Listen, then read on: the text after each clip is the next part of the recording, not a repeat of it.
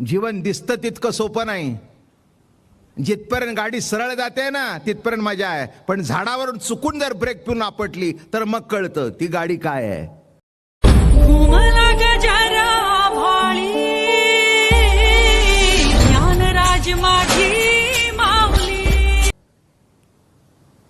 आपटल्यानंतर जेव्हा पाय मोडतो, डोकं फुटतं, तेव्हा कळतं 10 लाखाची गाडी. अरे पण म्हणले ब्रेक फेल झाले. तसं जी बुद्धी नावलौकिक कमवून देते ती जर बुद्धी फिरली तर ती बुद्धीच तुमच्या गळ्यामध्ये नको ते हार टाकल्याशिवाय राहणार नाही. लक्षात घ्या, हे फार वर्म आहे, याच्यामध्ये फार वर्म आहे. एक सांगतो, दिसणं असण्याला पैसे सिनेमात मिळतात आणि नोकरी तुमच्या बुद्धीला मिळते. वस्तुस्थिती आहे, त्याच्याबद्दल काही कोणी डावलू शकणार नाही. एखादी सुंदर स्त्री असेल, तिला लगेच सिनेमामध्ये तिचं ऑडिशन वगैरे घेऊन, आणि काय कमतरता असेल, भाषण वगैरे नसेल तर तिला डमी बिमी देऊन पण आणल्याशिवाय राहत. तिला नाचता येत नसेल तर तिला नाचायला लावून शिकवून, आता इतकी असं करून 10 वेळा असं करून ते जोडून बरोबर ॲक्शन पूर्ण करून घेतील. काय तिच्याजवळ रूप आहे. पण एक सांगू का, ते रूप संपल्यानंतर पुन्हा तिच्या दारात जात नाहीत. आणि इथे कसं आहे, जेवढी बुद्धी प्रगल्भ झाली तेवढं काय, he is a senior lawyer, he is a senior doctor, he is a senior engineer. म्हणजे ज्यांनी आयुष्यामध्ये भरपूर अनुभव घेतले आणि ते आपल्या बुद्धीमध्ये साठवलेत, म्हणून त्याची बुद्धी आपल्याला उपयोगी. हे आत्ताशी रेगोट्या उडायला लागले, याला अजून तितकासा अनुभव. एक सांगतो, अनुभव यशाचेच असू नाही, अनुभव फेल्युअरचे सुद्धा असावेत. सगुण रूप देवाची अनेक आहेत. ते रूप जे रूप ज्याला भावतं, ज्याला आवडतं, त्या रूपामध्ये तो त्याची उपासना करतो. पण एक परंपरा आपल्याकडे आहे की कोणतंही कार्य सिद्धीला जावं असं जर वाटत असेल तर त्याच्याकरता, आणि महत्त्वाचा भाग म्हणजे मंगलमूर्ती मोर्या. शब्द कसा आहे, मंगलमूर्ती.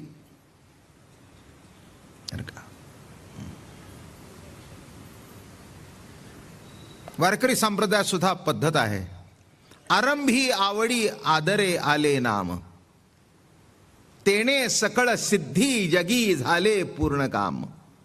राम कृष्ण गोविंद गोपाळा, तू माय माऊली जीवी जिव्हाळा गा.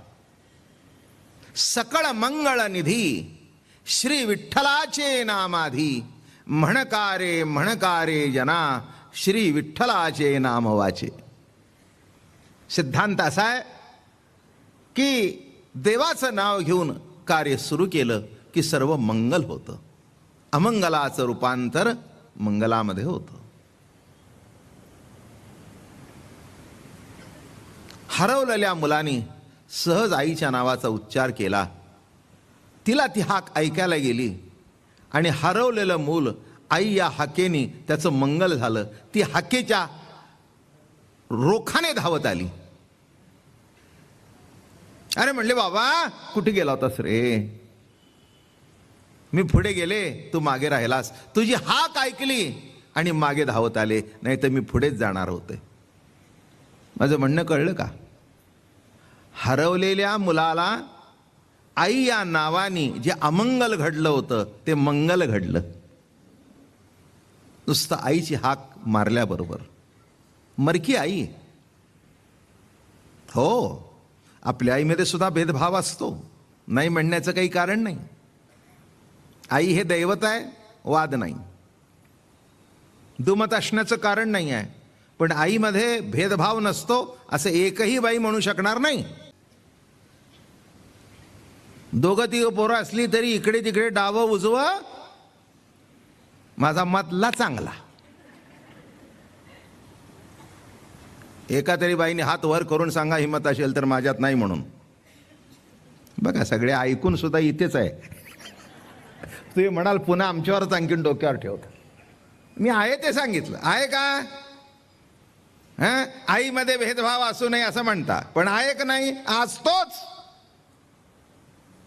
काय थोरला बायकोचं ऐकतो म्हणून, आमकं करतो म्हणून, मधला अगदी न चुकता 100ची नोट खर्चाला देतो म्हणून, तर ते म्हणून शेवटचं लांबलं तेव्हा तुम्हाला कळलं असेल. काय म्हणजे हा भेदभाव असतोच. पण ईश्वरी सत्ता एक अलौकिक असा भाग आहे की तिथे जी द्यायची गोष्ट ती सगळ्याला समानतेने दिलेला आहे. असा आहे का की हा चोर आहे म्हणून आयुष्य कमी आहे? नाही. हा चोर आहे याला भूकच लावायची नाही. नाही, लागते, लागते. त्याला भूक आहे, त्याला झोप आहे, त्याला सर्व आहे. नाही असं काही नाही आहे. जे मूलभूत गरजा आहेत त्या ईश्वराने सर्वांना बरोबर दिलेल्या आहेत. एक लक्षात ठेवा, या जगामध्ये तसा कोणी उपाशी राहतो का? नाही राहत. मिळतच कुठे नाही कुठेतरी त्याला जेवण. ज्यानी पोट दिलंय तो अन्नाची व्यवस्था करतोच. हा सिद्धांत लक्षात ठेवा. जास्ती वाढवत नाही. कोणी घरी जाऊन देतो, कोणी हॉटेलात जेवतो, कोणी भीक मागून जेवतो, कोणी चोऱ्या करून जेवतो, पण जेवल्याशिवाय राहत नाही. हे सिद्धांत आहे. ही वस्तुस्थिती आहे. ओलं खाईल, सुकं खाईल, पण खाल्ल्याशिवाय राहत नाही. आणि काही नाही मिळालं तर गवत खाईल, पण खाल्ल्याशिवाय राहू शकत नाही. आणि खाण्याकरता कुठे नाही कुठेतरी देव व्यवस्थाही करतोच. साधं आईचं स्मरण, वडिलाचं स्मरण, कल्याण होतं. पण जो मंगलाचा मंगल आहे त्याचं नाव घेतलं तर मंगल झाल्याशिवाय राहत नाही. आणि म्हणून ज्ञानेश्वर महाराजांनी ज्ञानेश्वरीची सुरुवात करत असताना गजाननाचं मंगलमूर्ती मोर्याचं नाव घेतलं. निर्गुण स्वरूपाचं वर्णन करून सगुण स्वरूपाचं वर्णन करायला सुरुवात केली. काल मी आपल्याला सांगितलं की साखरेचा मोदक असा त्याला दिला. मग तो पवित्र काल सांगितलं. स्कंद नदीला पवित्र व्हायला गेला, वेळ गेला त्याच्यात. गणपती बाप्पानी आई वडिलाभोवती प्रदक्षिणा मांडली आणि तिथेच तो पवित्र झाला. आणि तो पहिला प्रसाद त्याला दिला. म्हणून पहिलं मंगल कुठून सुरू होतं? गणपतीपासून. तो मान कोणाचा? गणपतीचा. आता ज्ञानेश्वरीमध्ये जो गणपती सांगितलेला आहे तो एक वैशिष्ट्यपूर्ण गणपती आहे. हे थोडंसं लक्षात घ्या. काही युगामध्ये 2 हात होते, 4 हात होते. 4 हातात आता सध्या असतोच बरं का. पण एक लक्षात घ्या, मला तुम्हाला सगळ्या गणपती वक्तांना सांगायचं आहे. गणपतीच्या मूर्तीत बदल करणं नामेच तिची तोडफोड करणं. माझं बोलणं तुम्हाला लागेल, पण तीच इच्छा आहे माझी. गणपती हा गणपतीच असावा, आग्र्याहून सुटका नसावी.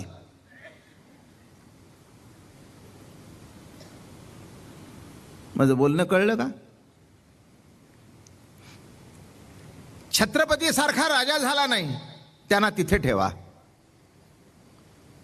विष्णुदेव श्रेष्ठ आहे, विष्णूला विष्णूच्या ठिकाणी ठेवा. विष्णूला सोंड लावायची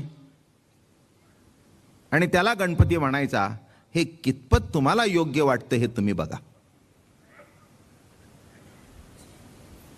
आपले वडील चांगले दिसावे म्हणून एकाचे वडील धोतर, सदरा, उपरणं आणि पागोट घालत होते. कालांतराने तो मुलगा इतका हुशार निघाला की बापाने खटपट केली, कर्ज काढलं, त्याला खूप शिकवलं आणि त्याला IAS केलं. काय केलं त्या मुलाला? IAS केलं. आता IAS केल्यानंतर बायको सुद्धा तशीच मिळाली, मडमीन. म्हणजे पूर्वीच्या काळचा शब्द आहे हा, आत्ताचा नाही. आणि तसा जुनाच माणूस आहे ना मी. मडबीन मिळाली ती अशी, म्हणजे कल्ली की अशी पडायची ते 6 इंच उंच, आता काय फुटफुट उंच निघालंय. कसं काय त्या करतात ते त्यांचं त्यांना ठाऊक. बाबा घाला, आम्हाला काय करायचंय काय. मग आल्यानंतर सगळे म्हणायला लागले, is this your father? Oh this is your father, doesn't look like you. आता कसं दिसेल हा, अगदी कंठ लंगोट वगैरे बांधून यायचा, म्हणजे टाय. हो अशोकराव एवढं काय अडचणीत. काय ते असं लावून, आणि ते आता हे आता उघडं बटन वगैरे, कुठे ती पगडी.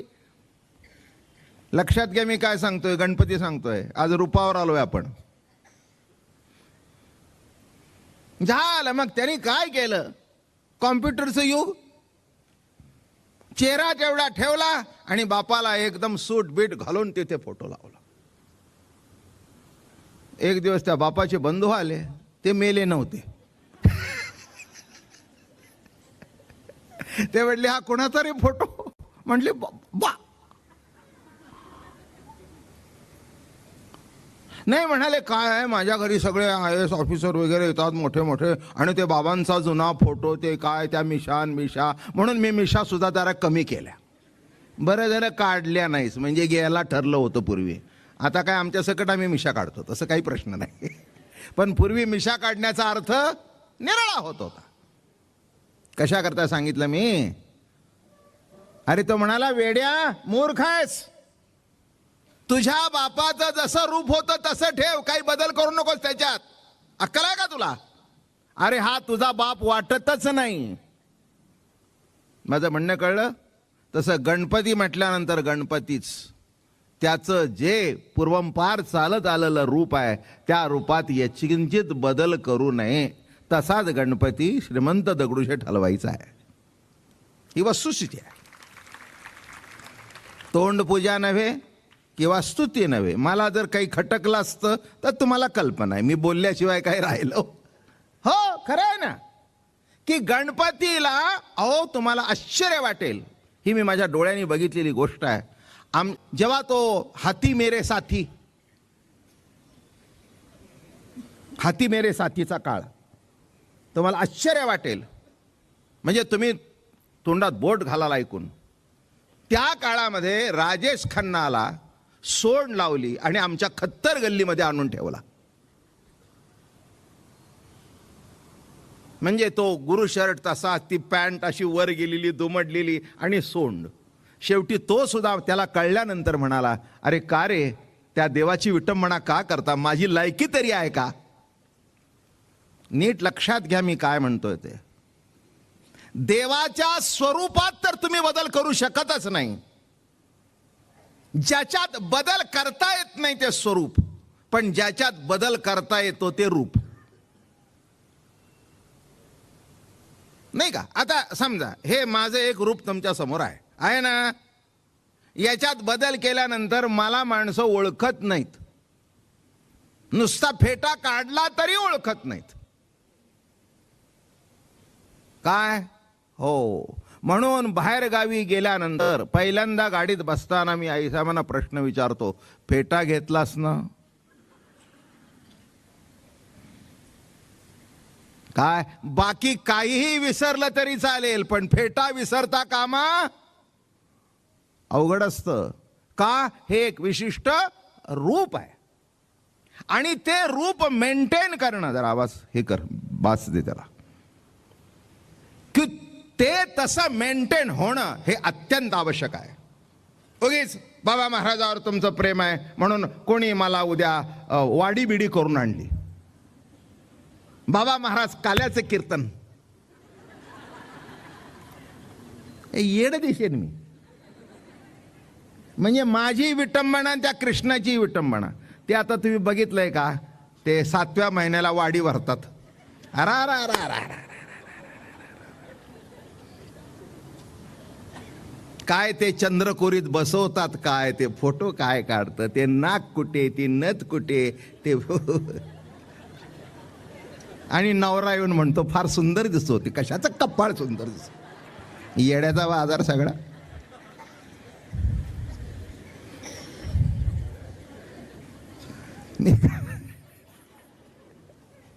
आता सरस्वतीची वाडी, आता कुठे ती लक्ष्मी आणि कुठेही आढळ.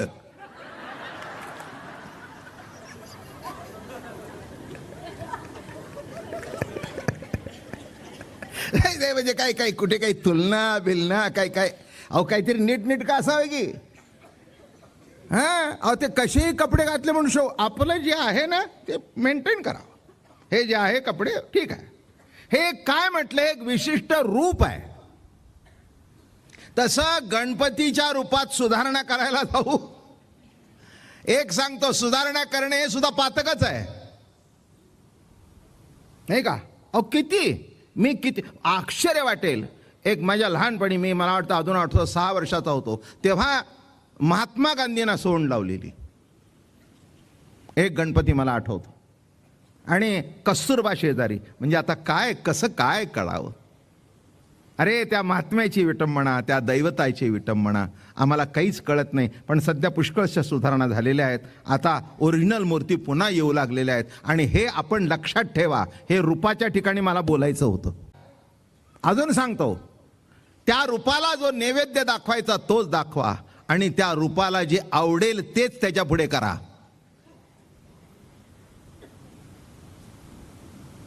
नाही का. अहो गणपतीन त्याच्या पुढे सिनेमा. आता नावं बिव मला काही येत नाहीत. मला सांगा, आता तुम्हाला सिनेमा बघायचा आहे का गणपतीला बघायचा आहे, का गणपतीचा सिनेमा करायचा आहे? याचा अर्थ काय झाला की त्या रूपाचं तुम्हाला पावित्र्य कळलं नाही. एक सांगतो की चप्पल निराळ्या आणि पादुका निराळ्या. जरा उलट सुलट सांगू का? सांगतो की बाळस निराळन सूज निराळी. अलीकडे काय झालंय, आली आहे सूज आणि म्हणतायत अरे सूज आहे ती, बाळस नाही. तुम्ही शुजेला बाळस म्हणताय, इथेच घोटाळा होतोय. तसं जे देवत्व आहे, त्याचं पावित्र्य, त्याचं श्रेष्ठत्व, कसं राहावं, कसं वागावं, त्याच्या पुढे काय कार्यक्रम करावेत, हे सुद्धा नीटनेटकं कळायला पाहिजे. माफ करा मला, परधर्मियांना आपण नावं ठेवतो, पण त्यांच्या जे काही जागा आहेत उपासनेच्या, तिथे वेडवाकडे कुठेही घडत नाही, पण आपल्या ठिकाणी घडल्याशिवाय राहत नाही. ही वस्तुस्थिती आहे. टाळ्या का वाजवल्या नाहीत? हो, त्यांची त्यांनाच लाज वाटली. किती विचार करून बघा की ते रूप कसा मोदक, कसा आशीर्वादाचा हात, कसा तो गणपती. अतिशय सुंदर जो आहे, त्याला बघून सुद्धा माणसांना आनंद वाटला पाहिजे. काय म्हणून काहीही दुसरं करू नका, त्याला विष्णू करू नका, त्याला कृष्ण करू नका, त्याला विठोबा करू नका, आणि विठोबाला सोंड लावू नका. कळलं का तुम्हाला? कृष्णालाही सोंड लावू नका. जो गणपतीचं रूप आहे ते रूप मेंटेन करा, ते आहे ते जतन करा, आणि त्या रूपामध्ये त्याला बघा. त्या रूपामध्ये त्याला बघितलं तर तो पावेल. कसं हे रूप करून काही जमतं का? जसं मला नाही, आईला नाही आपल्या. आई जुन्या पदर डोक्यावर घेणारी. तुम्हाला असं वाटलं आईला आता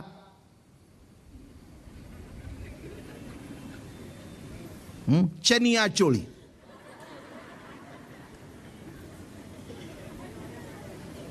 नाही तर कशी काय ती काय, आता डोक्यावरच्या पदराची बाई ती चनिया चोळीमधून आता कसं काय दिसायचं?